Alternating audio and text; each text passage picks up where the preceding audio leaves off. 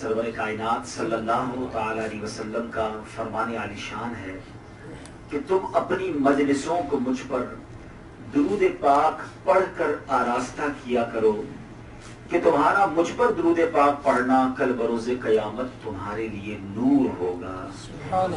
जब भी कहीं मिलकर बैठें अपनी उस मजलिस को मुज़य्यन करें, डेकोरेट करें कसरत से दुरूद पाक पढ़ के। और सुभान अल्लाह, दुरूद पाक क़यामत पाक मुझे और आपको कसरत से दुरूद पाक पढ़ना नसीब फरमाए। एक बार मोहब्बत के साथ बावाज़ बुलंद दुरूद पाक पढ़ लें। सल्लु अलल हबीब सल्लल्लाहु तआला अला मुहम्मद सल्लल्लाहु अलैहि वसल्लम। चूँकि वक्त मुख्तसर है और जाहिर है कि आपकी भी मसरूफियात हैं, मैं मुख्तसर वक्त में अपनी बात पूरी करने की कोशिश करूँगा। आज मैं उस शख्सियत के बारे में कुछ आपको बताऊँगा कि जो अल्लाह के नबी भी हैं और जिनको अबुल अंबिया भी कहा जाता है, अंबिया का वालिद कहा जाता है। और कमाल की बात यह है कि तमाम आसमानी किताबों में भी आपका जिक्र और तमाम आसमानी मज़ाहिब के लोग आपकी ताज़ीम भी करते हैं। मेरी मुराद हज़रत इब्राहीम अलैहिस्सलाम से है। आप अल्लाह के खलील ठहरे। खलील दोस्त को कहा जाता है। आपका बहुत बड़ा मर्तबा है। आपकी चंद एक्सेप्शनल जो खुसूसियात है पहले वो बयान कर दूं और फिर आपकी ज़िंदगी का एक वाक़या, कुरानी वाक़या और उससे हमें क्या सबक मिलता है उस पर बात करते हैं। हज़रत इब्राहीम अलैहिस्सलाम को 10 ऐसी फजीलतें हासिल हैं, वो ख़ास हैं। और उनको फजीलतें कौन सी हैं? नंबर 1, रसूल पाक अलैहिस्सलाम के बाद तमाम नबियों में सबसे अफजल हज़रत इब्राहीम अलैहिस्सलाम है। हज़रत इब्राहीम अलैहिस्सलाम अपने बाद आने वाले सारे नबियों के वालिद हैं, इसलिए आपको अबुल अंबिया भी कहा जाता है। हज़रत इब्राहीम अलैहिस्सलाम कि हर आसमानी दीन में आपकी पैरवी और इताअत है। हर दीन वाले आपकी ताज़ीम करते हैं और आप ही की यादगार हज के अरकान हैं। आप ही काबा शरीफ की पहली तामीर करने वाले, यानी काबा शरीफ को जो घर की शक्ल में बनाने वाले हैं हज़रत इब्राहीम अलैहिस्सलाम है। जिस पत्थर पर खड़े होकर आपने काबे की तामीर की, अल्लाह तबारक व तआला ने उस पत्थर को वो मकाम अता फरमा दिया कि अब वहां लोग जाकर सजदा उसके करीब करना अपने लिए सआदत समझते हैं। कुरान में रब ने फरमाया वत्तखिज़ू मिन मकामी इब्राहीम मुसल्ला, और इब्राहीम के खड़े होने की जगह को अपना मुसल्ला बनाओ। अब ये अलग बहस है और उलमा ने बड़ी प्यारी बात की है कि इससे अल्लाह वालों की निशानियों की अहमियत का पता चलता है। हजरत इब्राहीम जहां खड़े हो जाएं वहां सजदे करना अल्लाह को कबूल, वहां अल्लाह की बारगाह में इबादत करना कबूल है और दुआओं की कबूलियत का मकाम करार दिया गया। हजरत इब्राहीम वहां मौजूद नहीं हैं, उनके कदमों के निशान हैं। तो जो इब्राहीम के भी आका हैं, सारे नबियों के आका हैं सल्लल्लाहु ताला अलैहि वसल्लम, जहां मज़ार पुरअनवार में वो खुद मौजूद हैं, उस मकाम के मर्तबे और मकाम का आलम क्या होगा। बहरहाल हजरत इब्राहीम अलैहिस्सलाम, एक और बड़ी प्यारी बात जो तफसीर नईमी में मुफ्ती अहमद यार खान नईमी ने लिखी और शायद बहुत सारे नाजरीन के लिए ये पहली बात, हाजरीन के लिए पहली बात होगी कि मुसलमानों के फौत हो जाने वाले बच्चे, जब मुसलमानों के बच्चे फौत हो जाते हैं, बचपन में चले जाते हैं, तो अल्लाह ताला ने उनकी परवरिश का, उनकी रूहों को कहाँ रखना है, तफासीर कुरान में मौजूद है कि वो रूहें, वो बच्चे हजरत इब्राहीम और हजरत सारा रज़ी अल्लाह ताला अन्हा की आलम बरज़ख में परवरिश में चले जाते हैं। क़यामत में सबसे पहले हजरत इब्राहीम अलैहिस्सलाम को उम्दा लिबास होगा और उसके फौरन बाद नबी पाक अलैहिस्सलाम को अता किया जाएगा। ये हजरत इब्राहीम का एक मर्तबा और एक मकाम है। आपके बारे में बहुत सारी बातें कही जा सकती हैं, आपके बहुत सारे औसाफ हैं। आप बेहतरीन मेहमान नवाज थे और मेहमान नवाज भी ऐसे थे कि आपके दस्तरखान पर जब तक कोई मेहमान ना आता आप खाना नहीं खाते थे। बाहर से पकड़ के भी किसी मेहमान को लाते फिर खाना खाते। मेहमान नवाजी का आपकी ये आलम था। बहुत सारी बातें आपकी सीरत में हैं। हज़रत इब्राहीम की सीरत में पूरी बयान करूं तो काबा कैसे तामीर किया, मक्का कैसे आबाद हुआ, किस तरह अपने बच्चे को छोड़कर अल्लाह की राह में वो चले गए और हज़रत इस्माइल के पैरों की रगड़ से ज़मज़म शरीफ का कुआं जारी हुआ। तवील दास्तान है।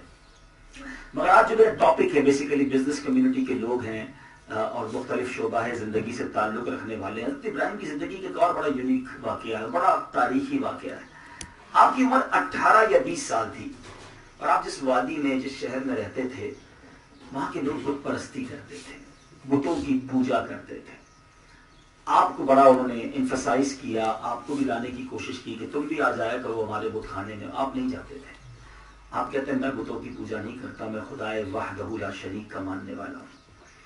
اچھا, پھر ہر سال اس قوم میں ایک میلہ ہوتا تھا جس میں بڑے لہو و لعب, گانے باجے ناچ گانے ہوتے تھے. ایک ہر سال ہوتا تھا. وہ پھر ہوا, قوم نے کہا کہ آپ بھی ہمارے ساتھ چلیں.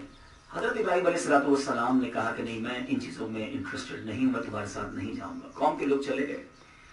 اب پورا گاؤں خالی ہو گیا. آپ اس بت خانے میں چلے گئے جس میں لوگ بتوں کی پوجا کرتے تھے. جب آپ اس بت خانے میں گئے تو آپ حیران ہو گئے کہ چھوٹے بڑے بہت سارے بت تھے جن لوگوں نے اپنے ہاتھ سے بنائے تھے اور ان کی پوجا کرتے تھے. آپ کو بڑا غصہ آیا کہ اللہ کو چھوڑ کر یہ کس کی پوجا کرتے ہیں.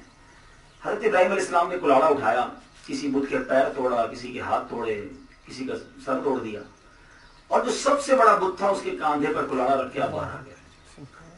اب یہ سارا کام تو آپ نے کر دیا, نوجوان تھے. جب وہ لوگ واپس آئے اس قوم کے لوگ, تو انہوں نے جب اپنے بتوں کا یہ حال دیکھا تو بڑے پریشان, غصے میں, غضبناک, یہ کس نے کیا. لوگوں نے آپس میں مشورہ کیا, ایک ہی نوجوان ہے جو ہماری بات مانتا نہیں, انہیں اپنا خدا جانتا نہیں, اسی نے کیا اور اسے برا کر رہا ہو. حضرت ابراہیم علیہ السلام کو لایا گیا, آپ سے پوچھا گیا کہ یہ کام کس نے کیا ہے, ہمارے بتوں کو کس نے توڑا ہے. حضرت ابراہیم علیہ السلام نے کہا کہ یہ سب سے بڑے بت کی کاندھے پر ہی کلاڑا پڑا ہے, اسی سے پوچھ لو. سب ہاتھ پیر ٹوٹے ہیں, کلاڑا اس کے کاندھے پر, اس سے پوچھو نا. اب اس قوم نے کہا کہ یہ تو جواب نہیں دیتے, یہ ہمارے بت تو بتاتے نہیں ہیں. اب یہ ایک بیسیکلی ڈیمونسٹریشن تھا, ایک بہت خوبصورت پریکٹیکل مظاہرہ تھا انہیں اللہ کی طرف بلانے کا. عقل والوں کے لیے ایک شاندار دلیل تھی. اور جو مکالمہ ہوا قرآن میں رب نے بیان کیا, چنانچہ پارہ 17 سورہ انبیاء کی چند آیتوں کی میں تلاوت کروں گا.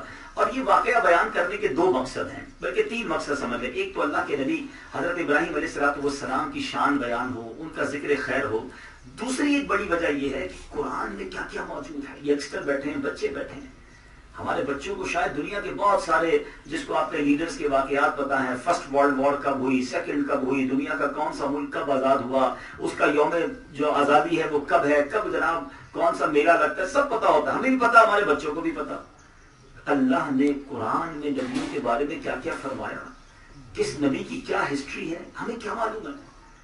پڑھے لکھے لوگ موجود ہیں. ایک چھوٹا سا, آپ کو بھی کہتا ہوں کہ اپنے گھر میں ایک چھوٹا سا ڈیمونسٹریشن کیجیے, ایک چھوٹا سا امتحان لیجیے اپنے بچوں کا. اپنی فیملی کو بٹھائیے, سب کو کاغذ اور قلم دے دیجیے, بلکہ چھوٹی سی بک دے دیجیے, اور سب بچوں سے کہیں, فیملی ممبر سے کہیں, بھائی بہنوں سے کہیں کہ ذرا سارے مل کر جتنے آپ کو اسپورٹس مین کے نام پتہ ہے ذرا لکھیے.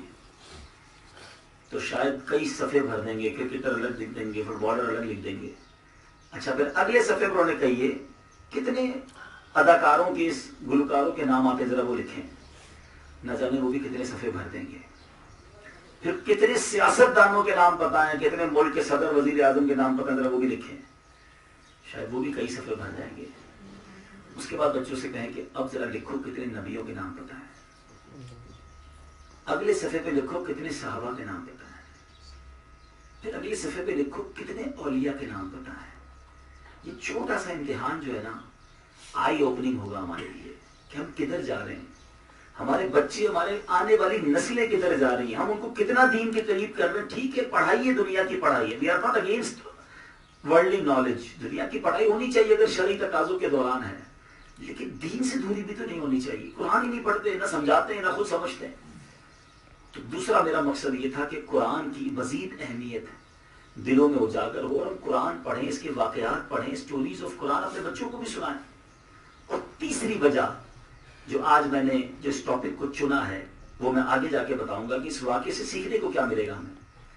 ابھی جو باتیں ہوئی, اس قوم کو آپ نے کیا کہا جب قوم نے کہا یہ کس نے توڑا, تو آپ نے کہا وَتَاللَّهِ لَأَكِيدَنَّ أَصْنَامَكُمْ بَعْدَ أَن تُوَلَّوْا مُدْبِرِينَ.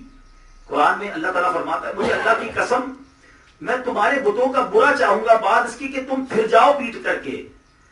اب اس قوم نے کیا کہا, اس قوم نے جو کہا وہ بھی قرآن میں موجود ہے, من فعل هذا بآلهتنا انه لمن الظالمین.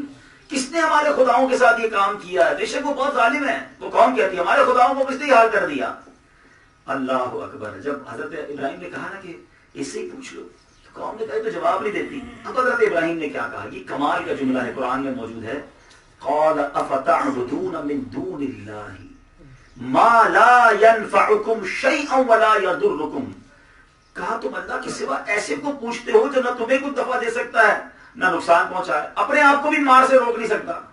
ٹھیک ہے, پھر آگے فرمایا اُفِّل لَكُمْ, تف ہے تم پر, وَلِمَا تَعْبُدُونَ مِن دُونِ اللَّهِ, اللہ کے سوا کسی کو پوچھتے ہو, افلا تعقلون, تمہیں عقل نہیں ہے, ایسے بے وقوف ہو کہ اس کی پوجا کرتے ہو جو نہ اپنے آپ کو مار سے بچا سکے نہ تمہیں بتا سکے کس نے مارا ہے.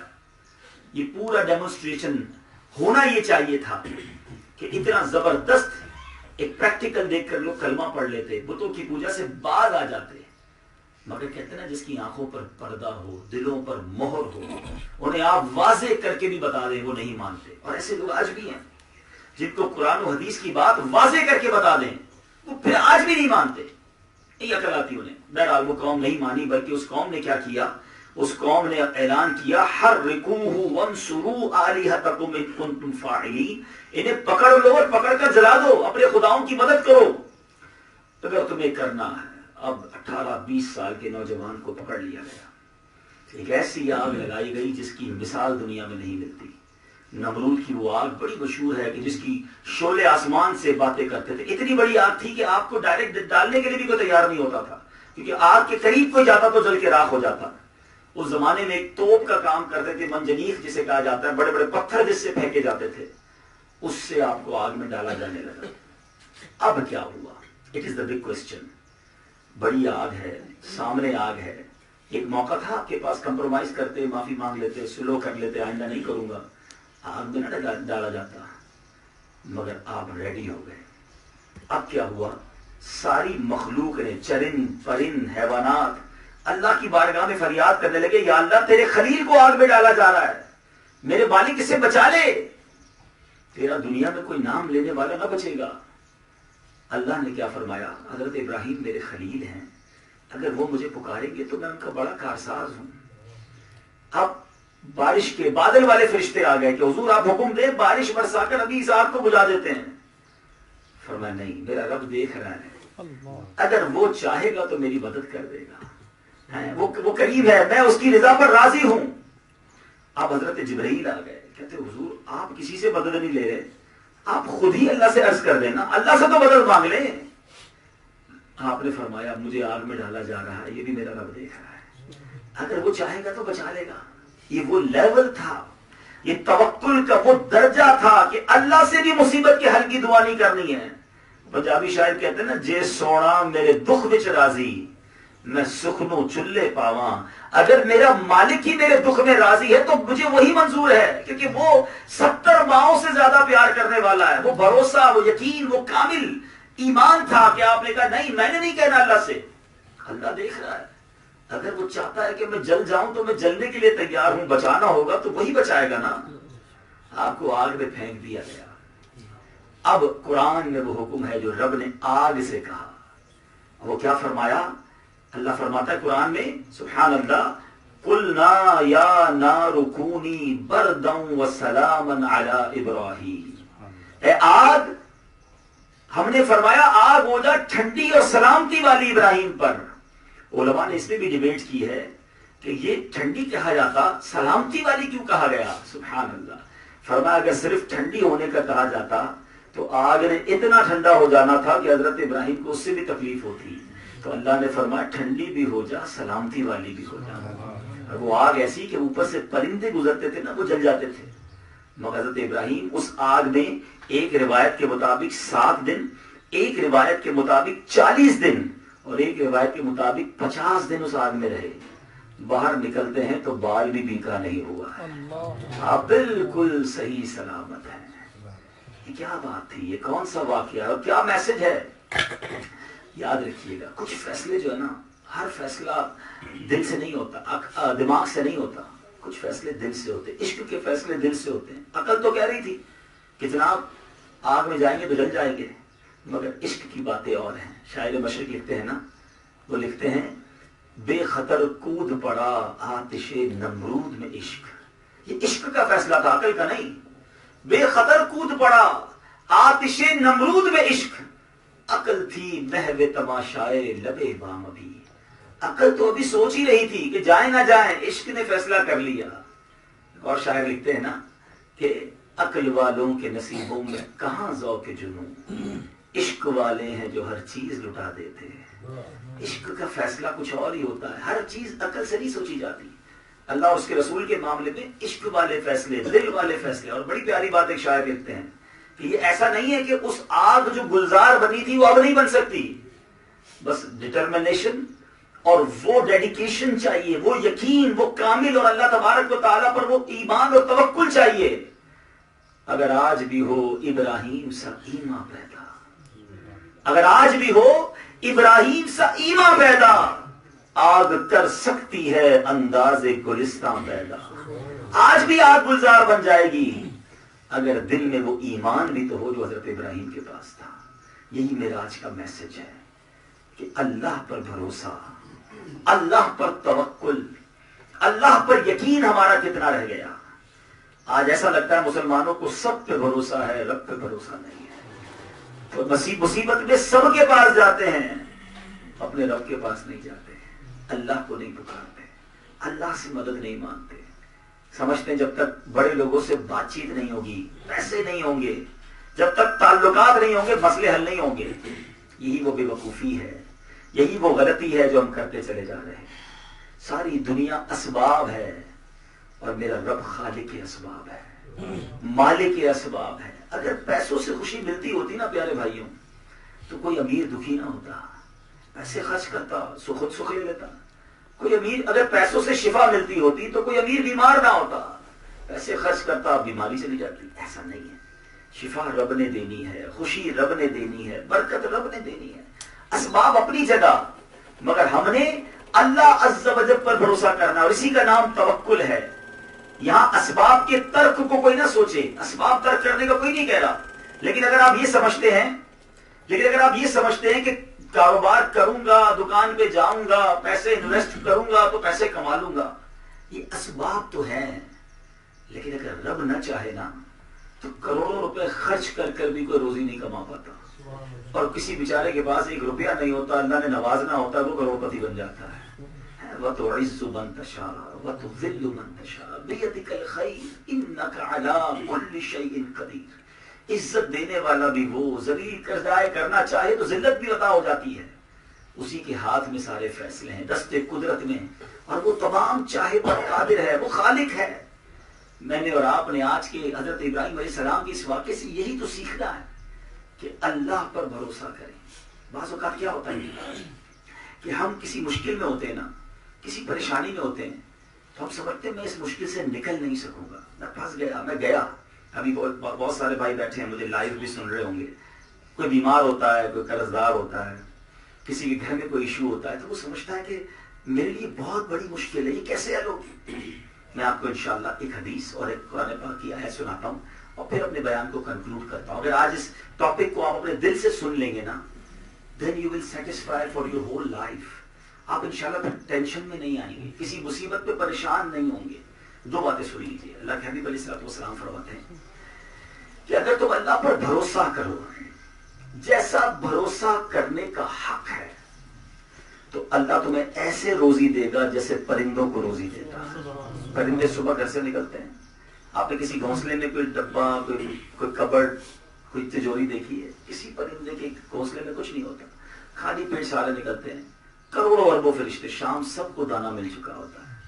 اللہ دے گا مگر بھروسہ چاہیے، توکل چاہیے۔ اشرف المخلوقات ہیں، کئی مہینوں کا راشن موجود ہے، بینک میں پیسے بھی ہیں، پھر بھی ٹینشن ہے بچوں کا کیا ہوگا، 5 سال بعد کیا ہوگا، 10 سال بعد کیا ہوگا، ارے بچی پیدا ہوگی، اس کی شادی کا کیا ہوگا۔ اللہ کے بندو، یہ سارے کام میرے اور آپ کے نہیں ہیں۔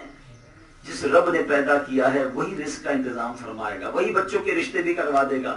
وہ مجھے 70 ماہوں سے زیادہ چاہنے والا ہے۔ جب میری ماں مجھے تکلیف میں نہیں دیکھ سکتی تو رب کیسے تکلیف میں مبتلا فرمائے گا، اور اگر مبتلا فرمائے گا تو وہی میرے لیے سب سے بہتر ہوگا۔ اب میں اس بات پر آ جاتا ہوں کہ ہم کہتے ہیں یار مجھے تکلیف بڑی ہے، پریشانی ہے، بیماری دور نہیں ہو رہی، اولاد نہیں ہو رہی، بیٹا نہیں ہو رہا، کاروبار آگے نہیں بڑھ رہا، میں کتنے عرصے سے خواہش کر رہا ہوں فلاں ملک کا ویزا لگ جائے، وہ لگ نہیں رہا۔ طرح کی ڈیزائرز ہیں، جب پوری نہیں ہوتی تو اللہ سے شکوہ شروع ہو جاتا ہے، کمپلین شروع ہو جاتی ہیں۔ اب میں آپ کو ایک فارمولا دے دیتا ہوں تاکہ آپ ریلیکس ہو جائیں۔ مجھے بتائیے، آپ کا کوئی چھوٹا بیٹا ہو، بھائی ہو، اور اس کی طبیعت خراب ہو، گلا خراب ہو، بخار ہو جائے، اور وہ ضد کرنے لگے کہ ابو جان میں نے آئس کریم کھانی ہے، میں نے ٹھنڈا شربت پینا ہے، اس کو بخار بھی ہے، ٹھنڈ بھی پڑ رہی ہے، آپ کھلائیں گے آئس کریم سے؟ ذرا جواب دیجیے گا. رو رہا ہے آپ کے سامنے، رونا شروع کر دے، نہیں نہیں میں نے تو ٹھنڈا شربت پینا ہے، آپ پلائیں گے اسے؟ نہیں. اچھا آپ کا ایک دوست ساتھ بیٹھا ہے، وہ دیکھے یار کیسے والد ہو رہا، اتنی دیر سے بچہ رو رہا ہے، آپ اسے آئس کریم نہیں کھلا رہے، اتنے ظالم. تو آپ کیا کہیں گے؟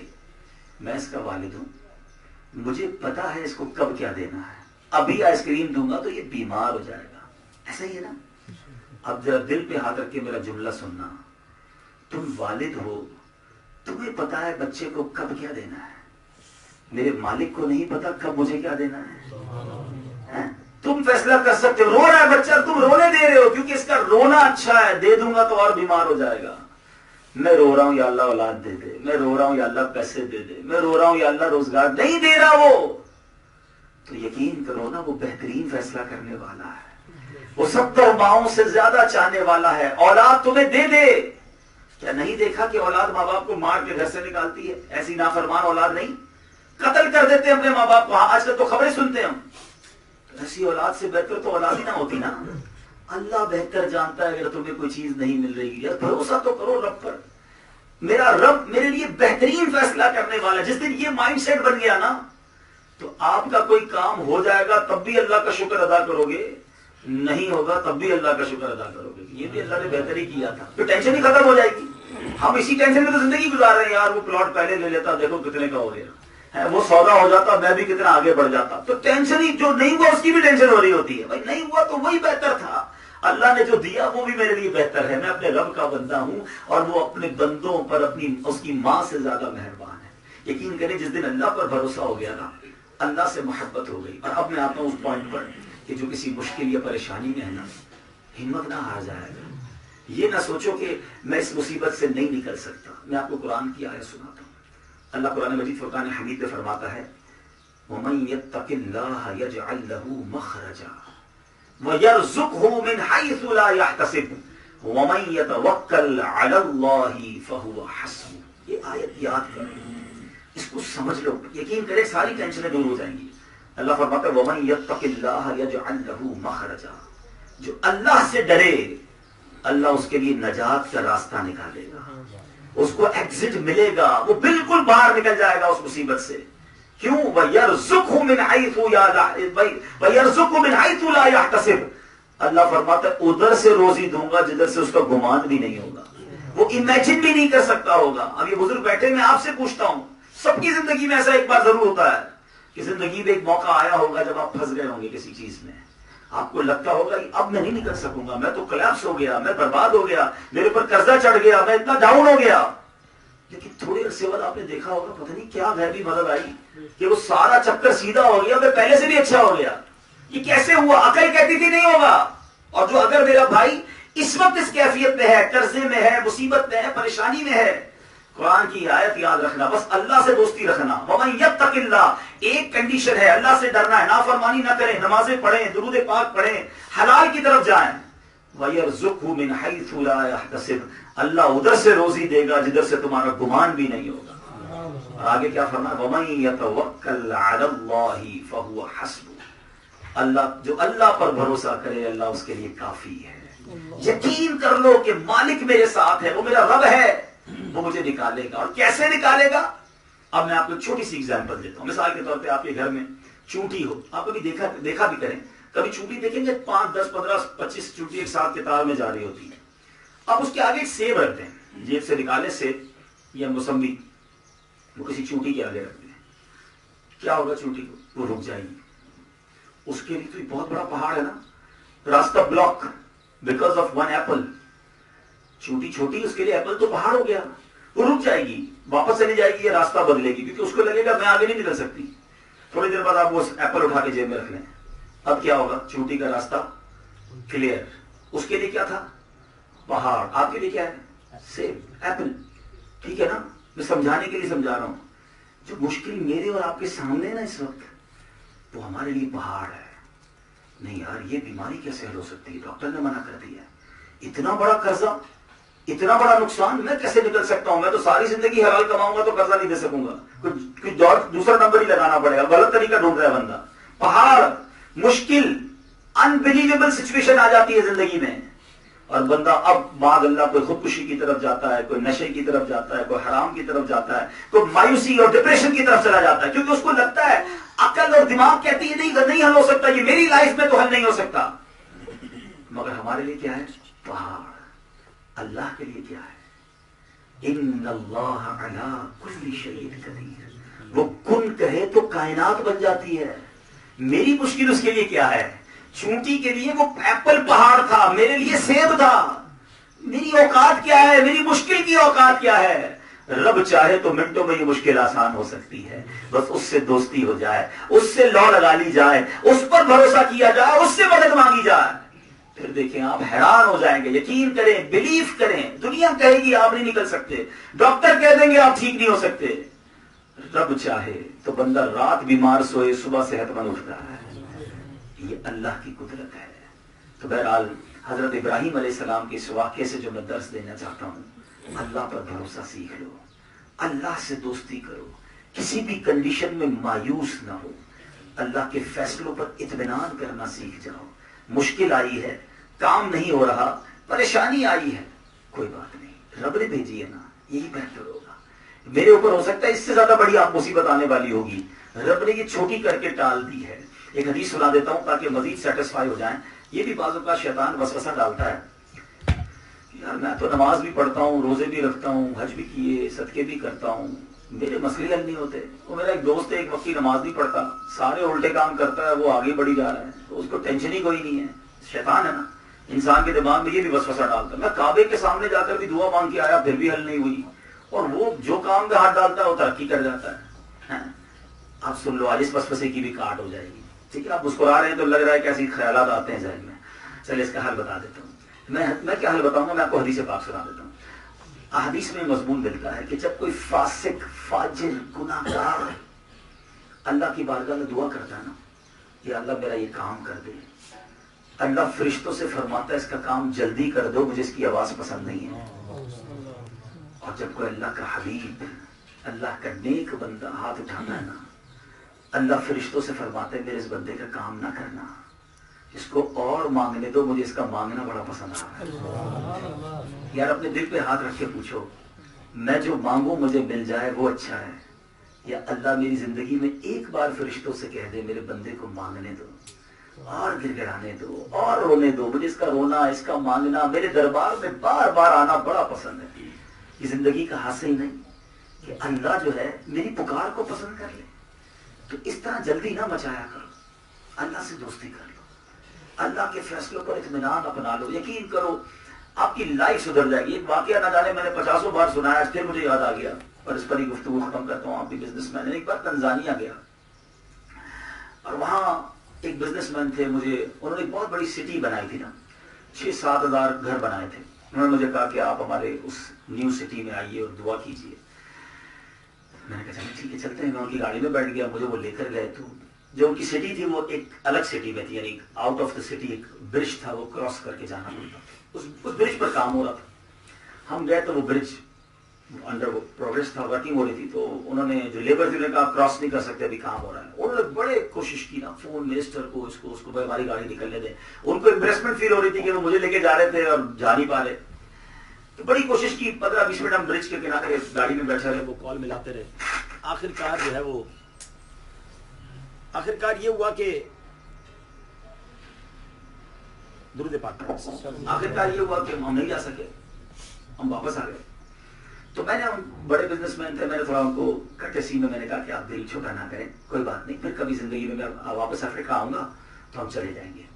یار اس بندے نے ایک جملہ کہا، یقین کریں وہ مجھے سکھا گیا، وہ تاجر مجھے سکھا گیا. میں اب ساری زندگی وہ جملہ یاد رکھتا ہوں، اور میرا خیال ہے یہ شاید 30ویں بار تو بیان میں کر رہا ہوں گا میں.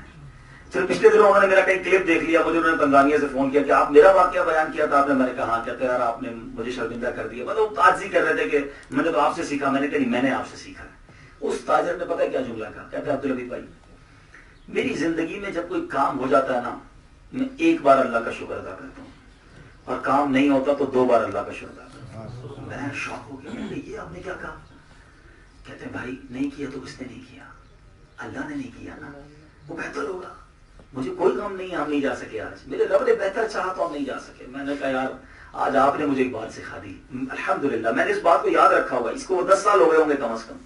تو یہ بات آپ بھی یاد رکھو، زندگی میں کئی کام ہوتے ہیں جو نہیں ہوتے، اور قرآن میں رب نے فرمایا وَعَسَىٰ أَن تَكْرَهُوا شَيْئًا، قرآن کہتا ہے بعض اوقات کچھ چیزوں کے بارے میں تم سمجھتے بری ہیں اور وہی تمہارے لیے اچھی ہوتی ہیں، اور کہیں ہم سمجھتے ہیں یہ باتیں میرے لیے بہت اچھی ہیں، میرا کام ہو جائے. اللہ فرماتا تمہارے لیے اچھی نہیں ہوتی وہ. وَاللَّهُ يَعْلَمُ وَأَنْتُمْ لَا تَعْلَمُونَ، اللہ جانتا ہے اور تم نہیں جانتے. سیکھو یہ، مان لو نا میری عقل تھوڑی، میری اوقات تھوڑی، وہ رب، وہ خالق، وہ مالک، وہ فیصلہ کرنے والا. جس دن یہ فیلنگ ہو گئی نا آپ ٹینشن فری ہو جاؤ گے. کوئی نقصان، کوئی بیماری، کوئی پریشانی آئے گی آپ بہتر سمجھو گے یا اللہ یہ تیرا فیصلہ، میں راضی، میں تیرے فیصلوں پر راضی بندہ ہوں مالک. یقین کرو جس دن یہ فیلنگ ڈیولپ ہو گئی، اللہ پر بھروسہ ہو گیا، غیب سے مدد آنا شروع ہو جائے گی، پریشانیاں دور ہونے لگ جائیں گی. یہ آیت یاد رکھنا، وَيَرْزُقْهُ مِنْ حَيْثُ لَا يَحْتَسِبُ، اللہ ادھر سے دے گا جدھر تمہاری امیجنیشن بھی نہیں ہوگی، تمہارا خیال بھی نہیں ہوگا. بہرحال آخر میں ایک وظیفہ بتا کر بیان ختم کرتا ہوں، اور یہ وظیفہ بھی قرآنی وظیفہ ہے. ہوا یہ تھا کہ جب فرعون والوں پر عذاب آیا، فرعون کی قوم پر، تو ایک بندہ فرعونیوں کا یہ جملہ کہا کرتا تھا. یہ جملہ اللہ کو اتنا پسند آیا، قرآن میں نقل ہو گیا، قرآن میں نازل ہو گیا. وہ جملہ کیا ہے؟ وہ آیت کا ایک جز ہے، اور یقین کریں جب اپنی دعاؤں میں، اپنی پریشانی میں یہ پڑھیں گے نا، آپ کی آنکھوں سے آنسو بھی نکل آئیں گے. اس کا جملہ کا، یہ آیت کا جز کیا ہے؟ وَأُفَوِّضُ أَمْرِي إِلَى اللَّهِ إِنَّ اللَّهَ بَصِيرٌ بِالْعِبَادِ. پہلے اس کا ترجمہ سمجھ لو. میں اپنے کام اپنے رب کو سونپتا ہوں، اپنے رب کے حوالے کرتا ہوں. ان اللہ بصیر بالعباد، اللہ اپنے بندوں کو دیکھ رہا ہے. جس دن یہ فیلنگ آ گئی نا کہ یا اللہ میں پریشان ہوں، میں بیمار ہوں، میں قرضے میں ہوں، میں بے اولاد ہوں، میں ٹینشن میں ہوں، اللہ تیرے سپرد کرتا ہوں اپنے کام. وَأُفَوِّضُ أَمْرِي إِلَى اللَّهِ، اللہ کے سارے کام تیرے حوالے ہیں. ان اللہ بصیر بالعباد، تو دیکھ رہا ہے میری حالت کیا ہے، میں کس پریشانی میں ہوں، تو دیکھ رہا ہے مالک، اور میں تیرا بندہ ہوں. آپ کو یہ دعا کرنے کے بعد پتہ کیا ہوگا؟ مثال کے طور پہ کسی بندے کے پاس فائل ہو اور اس کو کوئی کہے یار آپ کو فلاں پرائم منسٹر سے ملاقات کا موقع مل رہا ہے، اپنی فائل وہاں دے دو، اور وہاں جا کر جب فائل دے کر وہ باہر نکلتا ہے تو کیسی سیٹسفیکشن ہوتی ہے؟ پی ایم صاحب کو دے آیا ہوں، سی ایم صاحب کو دے آیا ہوں، فلاں منسٹر، فلاں شیخ، فلاں بندے کو اپنا کام دے آیا ہوں. جب آپ کام دے کر آتے ہیں، حالانکہ بیک آف دا مائنڈ یہ بھی ہوتا ہے پتہ نہیں ہوگا نہیں ہوگا، مگر ایک انر فیلنگ ہوتی ہے کہ یار بڑی جگہ پر فائل پہنچ گئی ہے. سچ بتاؤ جب اللہ کو اپنی فائل دے دو گے، وَأُفَوِّضُ أَمْرِي إِلَى اللَّهِ، اللہ تیرے سپرد کیے کام. ان اللہ بصیر بالعباد، پھر سیٹسفیکشن کا عالم کیا ہوگا کہ پہنچا دی میں نے اللہ کی بارگاہ میں اپنی ریکویسٹ.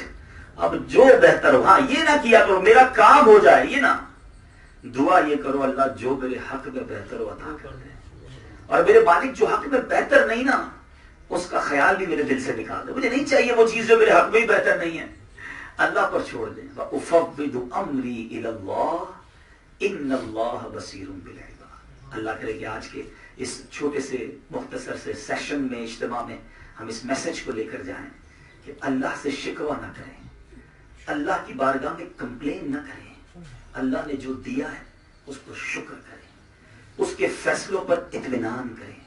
ڈیفیکلٹی ہے تو بھی خوش رہیں گے، یہی میرے لیے بہتر ہے. اس سے بڑا خرابی آ جاتی ہے اگر میں جو چاہتا وہ ہو جاتا، تو انشاءاللہ اس سے لائف کو سکون بھی ہو جائے گی، اللہ سے دوستی بھی ہو جائے گی، توکل کا لیول بھی بڑھ جائے گا، اور پھر دیکھیں زندگی کتنی آسان ہو جاتی ہے. اور یہی دعوت اسلامی کا میسج ہے، یہی ہماری الحمدللہ دعوت اسلامی میں سکھایا جاتا ہے. اللہ اور اس کے رسول کی محبت دلوں میں ڈالی جاتی ہے. آپ ہمارے اجتماعات میں آیا کریں، ہمارے مدنی چینل کو دیکھا کریں، یہاں جو بھی ایکٹیویٹیز عمان میں ہمارے دعوت اسلامی والے بھائی کرتے ہیں ان کے ساتھ سپورٹ کریں، تاکہ یہ message of peace, message of love یہ اور انکریز ہو.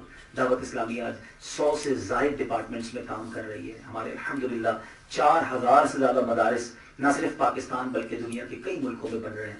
ہم سال کی 600 کے قریب مسجدیں بناتے ہیں، 3 زبانوں میں چینل چلا رہے ہیں، جو دیکھتے ہیں انہیں معلوم ہے کہ اردو، انگلش اور بنگلہ زبان میں۔ اب ایک اور اسٹیپ ہم نے فارورڈ کیا ہے، ہم کڈس مدنی چینل شروع کرنے جا رہے ہیں کہ آج کل ہر بچے کے ہاتھ میں موبائل ہے اور آئی پیڈ ہے جس میں کارٹون ہیں، گیمز ہیں، اور بعض اوقات ان کارٹونز کے ذریعے بھی بے حیائی، بدکاری اور دوسرے مذاہب کی ٹرمینالوجیز ڈالی جا رہی ہیں بچوں کے دماغ میں۔ تو الحمدللہ اس کو کاؤنٹر کرنے کے لیے ہم کڈس مدنی چینل لا رہے ہیں، اس کی ٹیسٹ ٹرانسمیشن بھی شروع ہو گئی ہے۔ انشاءاللہ وہ دن آئے گا کہ بچہ کارٹون دیکھ کر ماں باپ کے ہاتھ چومے گا، انشاءاللہ وہ سنت کے مطابق کھانا کھائے گا، اور سٹوریز میں وہ یہ نہیں سنے گا کہ ٹام اینڈ جیری جو ہے وہ سنیما میں گئے، بلکہ وہ سٹوریز میں یہ پڑھے گا کہ عبداللہ اور محمد مل کے مسجد نماز پڑھنے گئے۔ تو انشاءاللہ سٹوریز کے ذریعے بھی وہ نماز کی طرف آئے گا، سنتوں کی طرف آئے گا، اور ہم اس پر کام کر رہے ہیں۔ Such a big work and expensive work, because یہ 3D کے اندر اور سارے جس کو آپ نے اینیمیشن کے اندر ہم یہ کام کر رہے ہیں۔ اس کے سیمپلز موجود ہیں، اس کی ویڈیوز آ چکی ہیں یوٹیوب پر، آپ دیکھ سکتے ہیں۔ کڈس مدنی چینل کو جب بھی ٹائپ کریں گے اپنے بچوں کو ابھی سے دکھانا شروع کر دیں، لیکن میں چاہوں گا کہ اتنے بڑے کام میں آپ دعوت اسلامی کو سپورٹ کریں۔ اور جو میں نے قرآن کی بات کی ہے، قرآن کی انڈرسٹینڈنگ کی بات کی ہے، قرآن سے دوستی کی بات کی ہے، انفارچونیٹلی بہت بڑی تعداد میں مسلمان وہ ہیں جن کو پراپر قرآن پڑھنا نہیں آتا، پروناؤنسیشن کے ساتھ، تجوید کے ساتھ قرآن پڑھنا بھی نہیں جانتے، اس کو انڈرسٹینڈ بھی نہیں کرتے۔ تو اس کے لیے بھی ہم نے ایک سولوشن کیا ہے کہ ہماری ایک ویب سائٹ ہے QuranTeacher.net، اس کو نوٹ کر لیں، اور اس ویب سائٹ پر آن لائن آپ کو داخلہ مل جائے گا، آپ کی مرضی کا ٹائم، 24 گھنٹے میں جو آدھا گھنٹہ آپ کے پاس فارغ ہے، ایون رات 2 بجے آپ پڑھنا چاہتے ہیں، آن لائن ہمارے قاری صاحب وہاں سے ہوں گے، اور رات 2 بجے بھی آپ کو آدھا گھنٹہ قرآن پڑھا دیں گے۔ پہلے آپ کے تلفظ ٹھیک کرا دیں گے، پھر آپ کو ترجمہ پڑھا دیں گے، آپ کہیں گے تفسیر پڑھاؤ، تفسیر پڑھائیں گے۔ یار کم از کم قرآن کے شاگردوں میں تو آ جائیں، قرآن پڑھنے والوں، سیکھنے والوں میں تو آپ کا نام آ جائے۔ تو میں امید کرتا ہوں اتنی پیاری سروس سے ضرور فائدہ اٹھائیں گے۔ اللہ پاک مجھے اور آپ کو عمل کرنے کی توفیق عطا فرمائے۔ آخر میں ایک بار پھر میں شکریہ ادا کروں گا یہاں کے منتظمین سے، پاکستان ایسوسی ایشن بتایا ہے، پاکستان سوشل کلب کے جو عہدیداران ہیں، میں آپ سب کا شکریہ ادا کرتا ہوں کہ آپ نے ہمیں موقع دیا۔ اللہ کریم آپ سب کو اس کی بہتری جزا عطا فرمائے۔ صلو علی الحبیب صلی اللہ تعالی علی محمد صلی اللہ علیہ وسلم۔